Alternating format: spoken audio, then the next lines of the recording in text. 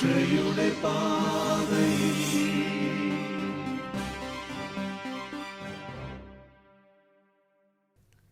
ഈശോ മിശിഹായ്ക്ക് സ്തുതിയായിരിക്കട്ടെ. ഇപ്പോഴും എപ്പോഴും സ്തുതിയായിരിക്കട്ടെ. പ്രിയപ്പെട്ട കുട്ടികളെ, നമ്മൾ കഴിഞ്ഞ ക്ലാസ്സുകളിൽ കണ്ടത് ലൈംഗിക വിശുദ്ധിയെക്കുറിച്ചാണ്. ലൈംഗിക വിശുദ്ധിക്ക് എതിരായിട്ടുള്ള കാര്യങ്ങളൊക്കെ നമ്മൾ ചർച്ച ചെയ്തു. ദൈവം ദാനമായിട്ട് നൽകിയ ലൈംഗിക ശേഷികൾ പക്വമായിട്ടുള്ള രീതിയിൽ ചെയ്യുമ്പോൾ അത് ലൈംഗികമായിട്ടുള്ള വിശുദ്ധിയിലേക്ക് നയിക്കുകയാണ്. നമ്മുടെ ശരീരം ദൈവത്തിൻ്റെ ആലയമാണെന്നും ആ ആലയത്തെ നശിപ്പിക്കരുത് എന്നും പൗലോസ്ലീഹ നമ്മളെ ഓർമ്മിപ്പിക്കുന്നു. സ്വയംഭോഗവും സ്വവർഗഭോഗവും വേശ്യാവൃത്തിയും ബലാത്സംഗവും ഒക്കെ ലൈംഗിക വിശുദ്ധിക്കെതിരായിട്ടുള്ള പാപങ്ങളാണ് എന്നുള്ള ബോധ്യവും നമുക്കുണ്ട്. നല്ല കുടുംബങ്ങളാണ് ഏറ്റവും വലിയ സമ്പത്ത്. നാളെ നല്ല കുടുംബജീവിതങ്ങൾ നയിച്ച് നല്ല മക്കൾക്ക് ജന്മം നൽകി ദൈവത്തിന് പ്രിയപ്പെട്ട കുടുംബങ്ങളായിട്ട് നമ്മുടെയൊക്കെ കുടുംബങ്ങളെ മാറ്റണം. ദൈവം തരുന്ന മക്കളെ വിശുദ്ധിയോടെ വളർത്തുവാൻ മാതാപിതാക്കൾ കൂടുതൽ ജാഗ്രതയുള്ളതാവണം. നമ്മൾ ഇന്ന് ചിന്തിക്കുന്നത് നമ്മുടെ കുട്ടികളിൽ ഇന്നത്തെ സാഹചര്യത്തിൽ ലൈംഗിക വിശുദ്ധി പാലിക്കുവാൻ പ്രത്യേകം ചില കാര്യങ്ങൾ ചെയ്താൽ സഹായിക്കും. പണ്ട് നമ്മുടെ വീട്ടിലുള്ള വല്യമ്മമാർ, ഗ്രാൻഡ് മദേഴ്സ്, വല്യപ്പന്മാർ, ഗ്രാൻഡ് ഫാദേഴ്സ്, അവരൊക്കെ ചില കാര്യങ്ങൾ നമ്മളെ ഉപദേശ രൂപത്തിലൊക്കെ പറയുമായിരുന്നു. എന്നാൽ ഇന്ന് ഉപദേശങ്ങൾ കേൾക്കുവാൻ ഇഷ്ടമില്ലാത്ത ഒരു കൾച്ചർ, ഒരു സംസ്കാരം വളർന്നു വരികയാണ്. എന്നാൽ സംശയങ്ങൾ തീർക്കുവാൻ എവിടെയൊക്കെയോ ചെല്ലുന്നു. അവിടുന്ന് ശരിയോ അല്ലെ തെറ്റോ ആയ കാര്യങ്ങൾ അറിയുന്നു. ഇന്ന് നമ്മുടെ കുട്ടികൾ പലതരത്തിലുള്ള കൺഫ്യൂഷൻസിലാണ്. ഏതാ ശരി, ഏതാ തെറ്റ് എന്നൊക്കെ. ലൈംഗികമായിട്ടുള്ള വിശുദ്ധിയെക്കുറിച്ച് ചിന്തിക്കുമ്പോൾ അറിയേണ്ട സ്ഥലത്ത് തന്നെ കൃത്യമായിട്ട് അറിയണം. നമ്മളെ സംബന്ധിച്ചിടത്തോളം ഏറ്റവും ആധികാരികമായിട്ടുള്ള ഗ്രന്ഥമാണ് ബൈബിൾ. ജീവിതത്തിലെ സംശയങ്ങൾ വരുമ്പോൾ കൃത്യമായിട്ടുള്ള തലങ്ങളിൽ ആളുകളിൽ നിന്ന് കാര്യങ്ങൾ അറിയുവാൻ ശ്രമിക്കണം. പക്വതയുള്ള വ്യക്തികളുടെ ഉപദേശം സ്വീകരിക്കുക. പക്വതയുള്ള വ്യക്തികളുടെ ഉപദേശങ്ങൾ എപ്പോഴും നമ്മുടെ ജീവിതത്തെ കൂടുതൽ പക്വതയുള്ളതായിട്ട് മാറാം. അത് ടീച്ചേഴ്സാവാം, മാതാപിതാക്കളാവാം, നല്ല ധ്യാന പ്രസംഗങ്ങളിൽ നിന്ന് ആവാം, വേദപാഠ ക്ലാസ്സിലെ അസംബ്ലിയിൽ വായിക്കുന്ന നല്ല മെസ്സേജിൽ നിന്നായിരിക്കാം, ഓരോ കുർബാനയുടെയും മധ്യേ കാർമ്മികൻ നൽകുന്ന സന്ദേശത്തിൽ നിന്നാവാം. നല്ല പ്രസംഗങ്ങളൊക്കെ നിങ്ങൾ കേൾക്കുക. അതിൽ നിന്നൊക്കെ നല്ല തീരുമാനങ്ങളിലേക്ക് എത്തുവാൻ. അതല്ലാതെ ഏതെങ്കിലും സിനിമാ താരങ്ങളോ ഏതെങ്കിലും പക്വതയില്ലാത്ത വ്യക്തികളോ കയ്യടി കിട്ടുവാൻ വേണ്ടി പറയുന്ന കാര്യങ്ങൾ മാത്രം ശ്രവിച്ച് അല്ലെ വായിച്ച് അത് ശരിയാണ് എന്ന് ധരിക്കരുത്. ചില സിനിമകളൊക്കെ നമ്മളെ തെറ്റിദ്ധാരണയിലേക്ക്, പിള്ളേരെല്ലാം ഇങ്ങനെയാണ്, ഈ തലമുറയെല്ലാം ഇങ്ങനെയാണ് എന്നൊക്കെ അറിഞ്ഞോ അറിയാതെയോ തെറ്റിദ്ധാരണകളിലേക്ക് കുട്ടികൾ മാറുന്നുണ്ടോ? അവിടെയൊക്കെയാണ് നല്ല ബോധ്യങ്ങൾ നമുക്കുണ്ടാവേണ്ടത്. അശ്ലീല സംസാരവും പ്രവർത്തനങ്ങളുമുള്ള സുഹൃത്തുക്കളെ ഒഴിവാക്കുക. നല്ല ഒരു ചൊല്ലുണ്ട്, ചങ്ങാതി നന്നായ കണ്ണാടി വേണ്ട.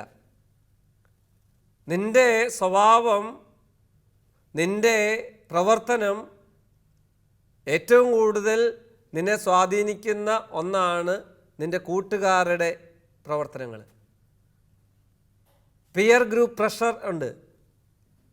സമപ്രായക്കാരായിട്ടുള്ള കുട്ടികൾ ചിലത് നമ്മളോട് പറയാൻ ശ്രമിക്കുമ്പോൾ അവരുടെ മുന്നിൽ ആളാവാൻ, അല്ലെ അവരുടെ മുന്നിൽ നിന്ന് നാണം കെടാതിരിക്കുവാൻ ചില കാര്യങ്ങൾ ചെയ്യുക. ചില കുട്ടികളുടെ മൊബൈൽ ചാറ്റിംഗ്, മൊബൈൽ സംസാരം, മൊബൈൽ മെസ്സേജുകളൊക്കെ സൈബർ സെല്ല് പഠിച്ചുകൊണ്ടിരിക്കുകയാണ്. അശ്ലീലമായിട്ടുള്ള സംസാരം, പ്രവർത്തനങ്ങൾ പ്രിയപ്പെട്ട കുട്ടികളെ അപകടകരമാണ്. ഒന്ന്, വിശുദ്ധിക്ക് നിരക്കാത്തതാണ്. രണ്ട്, നിങ്ങളിൽ നിന്ന് സമൂഹം അത് പ്രതീക്ഷിക്കുന്നില്ല. പ്രായത്തിൻ്റെതായ പക്വത കാണിക്കുവാൻ നിങ്ങൾ പരിശീലിക്കണം. രണ്ടാമത്തെ കാര്യം, അശ്ലീല പ്രസിദ്ധീകരണങ്ങളും ചിത്രങ്ങളും ഒഴിവാക്കുക. അഡോളസൻസ് പ്രായത്തിലുള്ള കുട്ടികൾക്ക് ഓപ്പോസിറ്റ് സെക്സിലുള്ള കുട്ടികളുടെ കൂടെ ഇരിക്കാനോ വർത്തമാനം പറയുവാനോ കാണുവാനൊക്കെയുള്ള ഒരു തോന്നൽ അത് സ്വാഭാവികമാണ്. ആ സ്വാഭാവികമായിട്ടുള്ള തോന്നലുകളെ പക്വമായിട്ടുള്ള പെരുമാറ്റത്തിലേക്കാണ് നമ്മൾ നയിക്കേണ്ടത്. എന്നാൽ ചില അശ്ലീല ചിത്രങ്ങളും അശ്ലീല സിനിമകളൊക്കെ കണ്ടാൽ ഈ ഒരു പ്രേരണയെ മോശമായിട്ടുള്ള കാര്യത്തിലേക്ക് നയിച്ചു കൊണ്ടുപോകാം. നമ്മുടെ അശ്ലീലമായിട്ടുള്ള കാഴ്ചകൾ, നമ്മുടെ കണ്ണിനൊരു പ്രത്യേകതയുണ്ട്. കാണും തോറും പിന്നെയും പിന്നെയും കാണുവാനുള്ള വലിയൊരു ക്യൂരിയോസിറ്റി, അത് ചൂഷണം ചെയ്യപ്പെടുകയാണ്. അല്പവസ്ത്രധാരികളായിട്ടുള്ള വ്യക്തികളുടെ ചില ചിത്രങ്ങൾ കാണുമ്പോൾ നമ്മളിലുള്ള കാണുവാനുള്ള അല്ലെങ്കിൽ അതിനോടുള്ള ഒരു പ്രത്യേകതരമുള്ള ആകർഷണീയത നമ്മുടെ വിശുദ്ധിക്ക് തടസ്സം നിൽപ്പുണ്ട്. അങ്ങനെയുള്ള ചിത്രങ്ങളൊക്കെ കാണുമ്പോൾ നമ്മൾ നേരത്തെ കണ്ട ലൈംഗിക വിശുദ്ധിക്കെതിരായിട്ടുള്ള ചില തെറ്റുകളിലേക്കൊക്കെ നമ്മളെ നയിക്കാം. ഇന്നല്ല എങ്കിൽ പിന്നീട്. നിങ്ങളോട് ഒരു കാര്യം ഞാൻ ഓർമ്മിപ്പിക്കട്ടെ. നിങ്ങളിപ്പോൾ കാണുന്ന ചില ചിത്രങ്ങളുടെയൊക്കെ സൈഡ് എഫക്ട്സ് അല്ലെങ്കിൽ അതിൻ്റെ ദോഷങ്ങൾ 5-10 കൊല്ലം കഴിയുമ്പോഴായിരിക്കും നമ്മുടെ ജീവിതത്തിൽ പ്രകടമാകുന്നത്. കണ്ട കാഴ്ചകൾ മനസ്സിൽ നിന്ന് മായാതെ നല്ല കുടുംബജീവിതം നയിക്കാൻ പറ്റാത്ത എത്രയോ ആളുകളാണ് ഇന്ന് സമൂഹത്തിൽ സങ്കടത്തോടെ ജീവിക്കുന്നത്. അതുകൊണ്ട് നല്ല ചിത്രങ്ങൾ കാണുവാൻ ശ്രമിക്കുക. നിങ്ങളുടെ മുറിയിലൊക്കെ മോശമായിട്ടുള്ള ചിത്രങ്ങളുണ്ടെങ്കിൽ അത് മാറ്റണം. സിനിമാ താരങ്ങളുടെയും മറ്റ് മോശം ചിത്രങ്ങളുണ്ടെങ്കിൽ അത് മാറ്റണമെന്ന് പറയുക. 3, ലൈംഗിക വിശുദ്ധിക്ക് നിരക്കാത്ത TV ചാനലുകൾ, സിനിമകൾ, വെബ്സൈറ്റുകൾ മുതലായവ കാണാതിരിക്കുക. നിങ്ങൾക്കറിയാം, എന്നേക്കാൾ കൂടുതൽ അറിവ് നിങ്ങൾക്കുണ്ട്. പ്രിയപ്പെട്ട കുട്ടികളെ, സ്നേഹബുദ്ധിയാ ഞങ്ങൾ പറയുക. അപ്പായും അമ്മയും വീട്ടിലുള്ളപ്പോൾ നല്ല ചാനലുകൾ കാണുന്നു, അല്ലാത്തപ്പോൾ നിങ്ങൾ മോശം ചാനലാണോ കാണുന്നത്? നിങ്ങൾ തന്നെ ചിന്തിക്കുക. നിങ്ങളുടെ ഭാവിയെ നശിപ്പിക്കണം എന്നുള്ള ലക്ഷ്യത്തോടു കൂടി തുടങ്ങിയിരിക്കുന്ന വെബ്സൈറ്റുകളുണ്ട്. ആ വെബ്സൈറ്റുകളെ വിവേകത്തോടെ തിരിച്ചറിഞ്ഞ് നോ പറയാൻ നിങ്ങൾക്ക് പറ്റട്ടെ എന്ന് പ്രാർത്ഥിക്കുകയാണ്. സംസാരം, വസ്ത്രധാരണം, വിനോദങ്ങൾ എന്നിവയിൽ അടക്കം പാലിക്കുക. സംസാരം നല്ലതാവട്ടെ. അശ്ലീല ചുവയുള്ള ഏതെങ്കിലും സിനിമയിലെ ഏതെങ്കിലും ഡയലോഗുകളെ മാതൃകയാക്കി പറയുന്ന ഒരു സംസാര രീതി ആവാതിരിക്കട്ടെ നമ്മുടേത്. വസ്ത്രധാരണം നല്ലതാവട്ടെ. മറ്റുള്ളവരുടെ കാഴ്ചയ്ക്ക് ഉതുപ്പിന് കാരണമാവാത്തതാവട്ടെ നിൻ്റെ വസ്ത്രധാരണം. ഏറ്റവും സുന്ദരനും സുന്ദരിയായിട്ട് നീ നടക്കണം. അതാണ് ഞങ്ങളുടെ ആഗ്രഹം. വസ്ത്രധാരണം നിൻ്റെ പ്രായത്തിന്, നിൻ്റെ ശരീരത്തിന് ചേർന്നതാവണം. അപ്പോൾ ഒരു കാര്യം കൂടി ചേർത്തോട്ടെ, നിൻ്റെ അപ്പായുടെയും അമ്മയുടെയും സാമ്പത്തിക നിലയ്ക്ക് ചേർന്നതാവണം. കാരണം വളരെ ബുദ്ധിമുട്ടുള്ള ജീവിക്കുന്ന മാതാപിതാക്കൾ മക്കൾക്ക് വില കൂടിയ ഡ്രസ്സ് മേടിച്ച് കൊടുക്കണം എന്ന് ശാഠ്യം പിടിക്കുന്ന കുട്ടിയുടെ മുന്നിൽ ഒത്തിരി ബുദ്ധിമുട്ടുന്നുണ്ട്. അതുകൊണ്ട് നമുക്ക് ചിന്തിക്കാം, എൻ്റെ ശരീരത്തിന് ചേരുന്നതാണോ? 15 വയസ്സുള്ള കുട്ടി അതിന് ചേരുന്ന ഡ്രസ്സ്, ഇറക്കമുള്ള, ആവശ്യത്തിന് വലിപ്പമുള്ള, നമ്മുടെ ഉടുപ്പയിൽ എഴുതിയിരിക്കുന്ന വേർഡ്സൊക്കെ ശ്രദ്ധിക്കണം. നിങ്ങൾ തുണിക്കടയിൽ ചെല്ലുമ്പോൾ വാങ്ങുന്നതിന് മുമ്പ് അതെന്താണ് എഴുതിയിരിക്കുന്നത്. കഴിഞ്ഞ ദിവസം ഞാനൊരു കുട്ടിയുടെ ഉടുപ്പയിൽ എഴുതിയിരിക്കുന്നത് കണ്ടു, ബാഡ് ബോയ്സ്. നിങ്ങൾ തന്നെ ചിന്തിക്കുക, ടൂറിനൊക്കെ പോകുമ്പോൾ, വിനോദയാത്രയ്ക്ക് പോകുമ്പോൾ മാന്യമായിട്ടുള്ള വസ്ത്രധാരണം, മാന്യമായിട്ടുള്ള ഇടപെടൽ, മാന്യമായിട്ടുള്ള പെരുമാറ്റം ഉണ്ട്.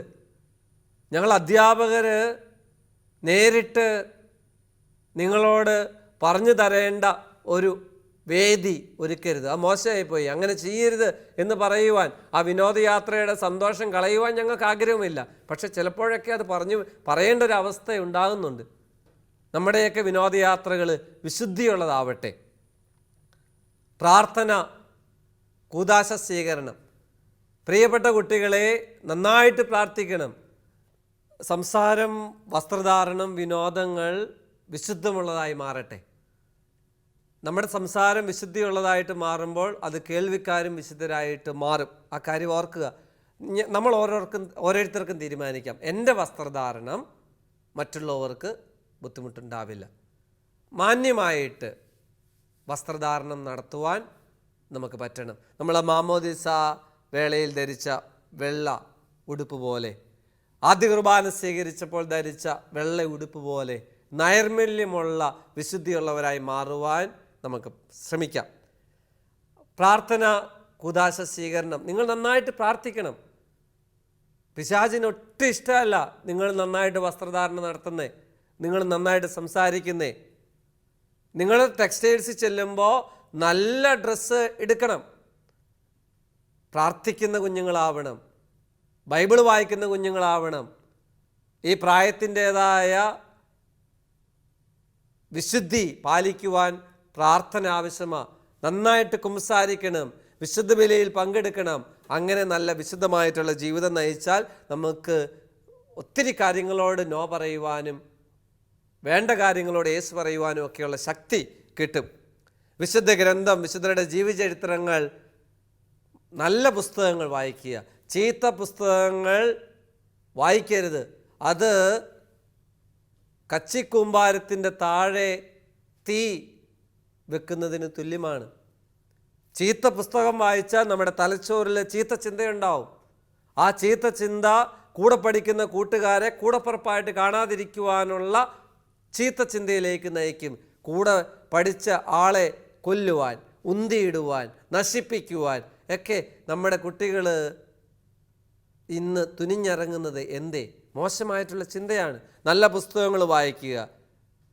പരിശുദ്ധ അമ്മയുടെ മാധ്യസ്ഥ സംരക്ഷണവും. അമ്മ ജപമാല ധരിക്കുന്ന കുട്ടികളാവുക. ജപമാല ശരീരത്തോട് ചേർന്ന് കിടക്കട്ടെ.